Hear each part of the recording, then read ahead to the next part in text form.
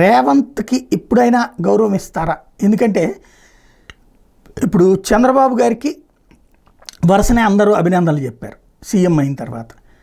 అదే జగన్మోహన్ రెడ్డిని పట్టించుకోలే. అదే సందర్భంలో ఏదైతే గతంలో జరిగినటువంటి పరిణామాలు ఇట్లాంటివే. అందుకనినే జగన్ ఇక్కడ ఇబ్బంది పెట్టాడు. దాని పర్యవసానం ఏం జరిగిందో చూసాం. అతను దిగాడు. రెండో పక్కన కథ అంతా కూడా చూసాం. మరొక వైపుని చూస్తే ఇప్పుడు రేవంత్ రెడ్డి పరిస్థితి అట్లాగే ఉంది. రేవంత్ రెడ్డిని పట్టించుకునేటటువంటి వాళ్ళు కాదు. మరొక వైపున రేవంత్ రెడ్డికి సంబంధించినటువంటి ఆట అంతా కూడా నడుపుతూ ఉంటుంటారు.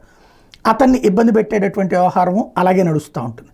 ఇక్కడ సమస్యల్లో ఏంటంటే రేవంత్ ఇప్పుడు దిల్ రాజుకి ఇచ్చారు పదవి.